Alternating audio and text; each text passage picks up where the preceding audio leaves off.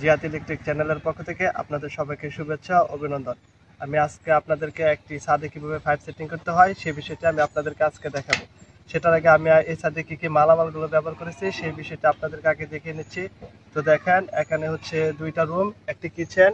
সেক্ষেত্রে আমি এখানে 3টি ফ্যান বক্স ব্যবহার করেছি, সার্কুলার বক্স ব্যবহার করেছি 5টি। এখানে 3-4 ব্যান আছে।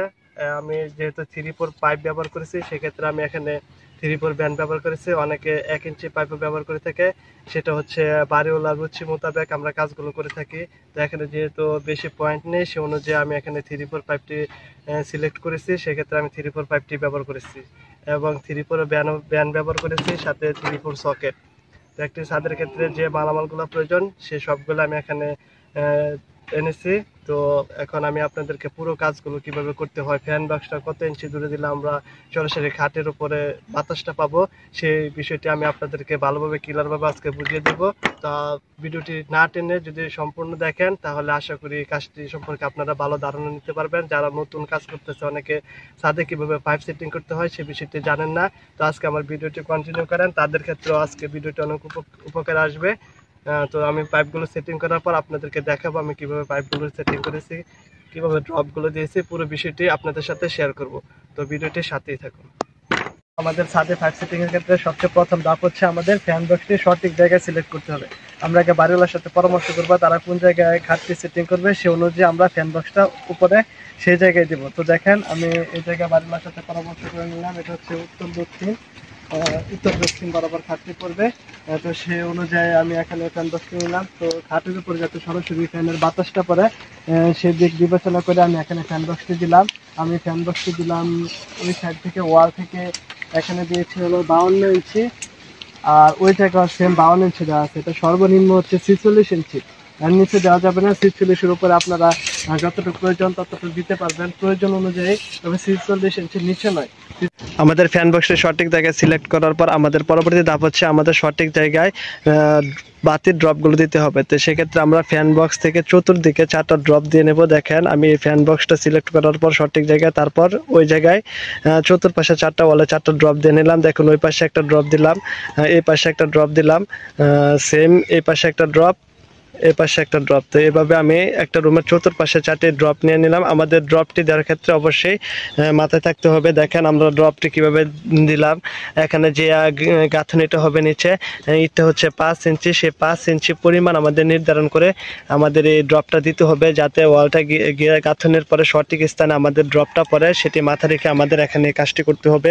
তো আমি সেটি এখানে সঠিকভাবে মেপে চারপাশে 4টি ড্রপ দিয়ে নিলাম, যাতে সরাসরি ওয়ালের মাঝখানে আমরা বাতিগুলো দিতে পারি। ওয়ালের মাঝখানে দিলে দেখা যাচ্ছে নিচে বাতির যে সৌন্দর্যটা সেটা থাকে।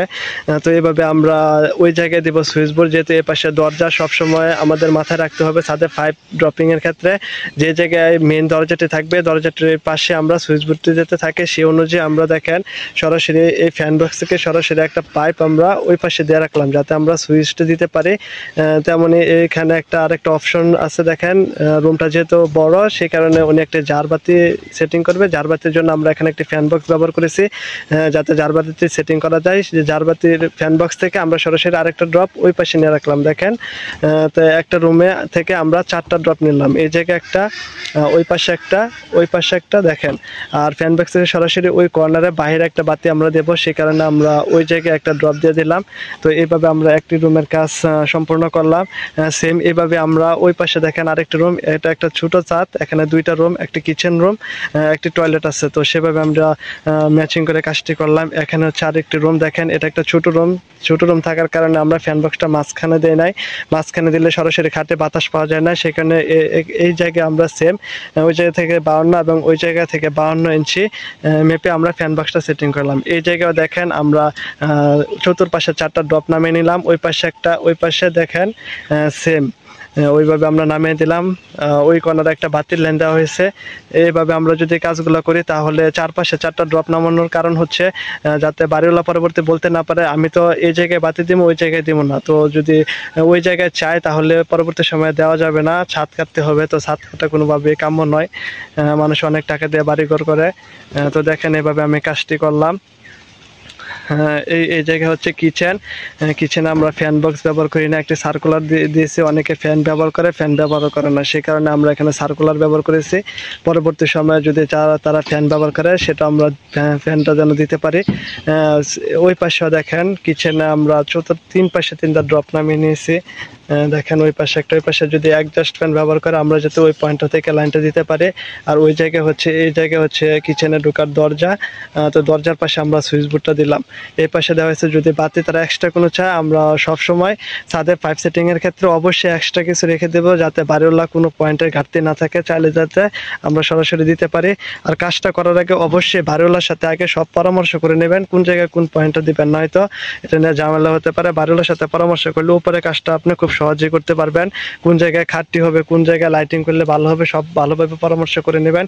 তো দেখেন আমি এভাবে ছোট একটি ছাদের কাজটি করে নিলাম, খুব সহজভাবে করে নিলাম, আপনাদেরকেও ভালোভাবে বুঝিয়ে দিলাম।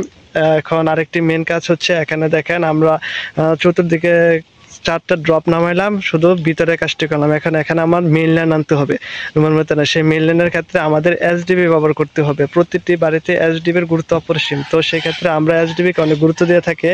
দেখেন এখানে আমরা এই পাইপটা ব্যবহার করেছি সরাসরি এসডিবি। আমরা কিচেনের পাশে এখানে আমরা সিলেক্ট করেছি বাড়িওয়ালার সাথে পরামর্শ করে, ওনার পরামর্শে আমরা এখানে দিয়েছি। দেখেন আমাদের একটা যুক্তি আছে, ওনারা পরামর্শ আছে, দুইজনের পরামর্শে আমরা সহমতে এখানে দিলাম। দেখেন এখানে হচ্ছে আমাদের এসডিবি বসবে। এসডিবির লাইনগুলো আমরা প্রতি রুম থেকে সরাসরি একটা করে পাইপ নিয়ে আসছি। দেখেন এটা হচ্ছে এই রুমের, আর এখানে একটা আমরা এসডিবি থেকে নিয়ে আসছি সরাসরি টয়লেটের জন্য, কিচেনের জন্য। তো এইভাবে আমরা এসডিবি গুলো সুন্দরভাবে সেটিং করব, যাতে আমাদের মেইন লাইনগুলো অন্য পাইপ দিয়ে, এক পাইপ দিয়ে যাতে আরেক রুমের মেইন লাইন না যায়, সেটা আমাদের মাথায় থাকতে হবে। আমরা প্রতিটা রুম থেকে একটি করে মেইন লাইন, সরাসরি মেইন লাইনের জন্য পাইপ এসডিবিতে নিয়ে যাব। তো সেভাবে আমি এখানে সেটিং করলাম। তো আমার কাজটি কেমন হলো আপনারা কমেন্ট বক্সে জানাবেন। কাজে যদি কোনো ভুল ত্রুটি হয়ে থাকে অবশ্যই আমার কমেন্ট বক্সে জানাবেন এবং সুন্দর পরামর্শ দিবেন। তো আজ এ পর্যন্তই, সামনে আরেক ভিডিও নিয়ে আপনাদের সাথে হাজির হব। সবাইকে ভালো রাখবেন, ভালো থাকবেন। ধন্যবাদ। আল্লাহ হাফেজ।